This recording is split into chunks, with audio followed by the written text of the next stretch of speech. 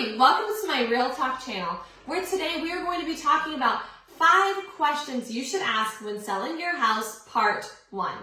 Okay, let's dive into our conversation, but beforehand, I'd like to say my name is Savannah Shepard, broker of Sell Estate Vision Realty, and if you know of anyone looking to buy a house, sell a home, invest in real estate, or start a career in real estate, I'd love the opportunity to talk and walk them through that process. So let's talk about selling a house. Number 1 question I get a whole lot is, how should I best prepare? Meaning the house itself, the presentation, what should be done? And honestly, the best answer to that is make sure the house is clean. I know it's super basic, but literally that is the best answer. I never, or I should say very rarely, walk into a house and suggest for you to paint it, to replace the floors, to do things like that. No, you just price the house accordingly because the buyer is then going to choose what paint color, what flooring they want, what countertops they want, and with the right price, they can afford to do those things. However, many times I've walked into a house that wasn't shown as well, wasn't clean and things like that, and it just does not give a good impression to the buyer. It makes them feel like the sellers don't care about the home, and that's not what we want our buyers to think. So honestly, short answer, keep a clean house. That is as easy as I can make it for you guys. So, number 2, how long does it take to close? What I mean by that is you sit down and decide, I'm going to put my house on the market today. About how long will I have in this house? Of course, every situation is completely different, but if I had to pinpoint a certain number, I would say something like 45 to 60 days. Here's why.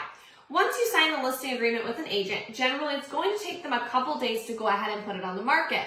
At that point, whether you get multiple offers or not, you typically still will wait a couple days, leaving it on the market to either 1, wait for that perfect offer, or 2, go through multiple offers, and once you're through that process, then you'll choose an offer.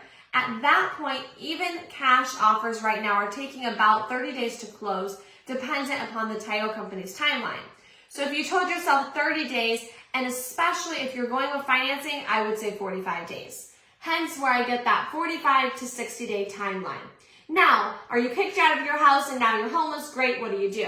Well, yeah, I get that problem, and it's certainly something that is a problem, and it's happening to a lot of people. So there's different solutions to that, and I would encourage you to ask your agent what the best option she feels would work for you.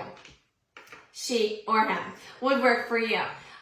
One thing I always suggest is a lease back. That's something that you can negotiate once you negotiate the contract to where you can stay in the house longer. That is my number 1 suggestion. You want to close it and then lease it back rather than pushing off the closing for longer, because then we can't guarantee it will close. But keep that one for your agent and see what her thoughts are. A couple other questions I wrote down here were the assessed value versus market value, and then last but not least, different repairs that need to be done to the house. So let's go over the value. When you're looking for the value of your property, please don't go to Zillow. You can look it up, but call an agent that you trust and have them do a complete market analysis on your home. They should walk through it. They're going to give you different suggestions on the price and show you actual comparable homes, what they're selling for and what's on the market. Now, I'm not going to go through a complete market analysis on here and tell you how to know if it's a good one or not, the value. That's not what this video is about. If you're interested, I can share that with you separately.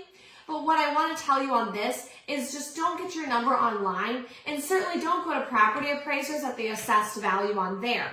That's just the amount that you're being taxed on. It is not truly the value of your home. It's an assessed value. So for instance, the assessed value in Charlotte County, we'll say for an example, was done back in 2020. Though that's when those assessed values were placed. Well, you and I both know we are no longer in a 2020 market. The prices have gone up tremendously. I'm selling houses for $400,000 that on Charlotte County property appraisers say they're worth $180,000. That's a big difference. So that's why I say it is not the value of your home. Don't take it for that. Hire an agent, meet with an agent, and go through a complete market analysis with them. That way you know exactly what your house is worth. Last but not least, and I have 5 more answers to questions that I want to do, so we're going to have video 2 next week. However, last but not least is repairs on the house. The biggest thing I'm concerned about is getting insurance on the property, because generally whether you're a cash or financing, you're still going to want insurance or have insurance. the biggest thing they look at is what's called a 4-point inspection. That's going to cover your plumbing, electric, AC, and the roof. Those are the 4 items that they look at. Sometimes it's the septic, sometimes it's the well, but I always know they're going to look at those 4 items. So if you're very concerned about any of those 4 items, I would either suggest to disclose it to the buyers up front. That way they understand, let's say the roof is 20 years old. They understand when you write an offer, we want you to know this roof is 20 years old and we don't plan on replacing it. This way they can make the accommodations they need to structure the correct offer, knowing the information about the roof, as an example. The other thing is, if they cannot get insurance, you're not going to closing. So you might want to do a pre-inspection and just make sure those 4 items have no issues. Anyway, those are a few suggestions. I know that is a lot of information on a short video. If you have any questions, post them below. I do stay up with this. Otherwise, you can private message me. And then next week, I've got another 5 questions I wanted to go over. A lot of people are sitting down contemplating whether or not they should sell their house in a market like this, which is a different conversation. But these are videos that are supposed to be able to help you understand if you do make that decision, here's some things that you might want to have answered.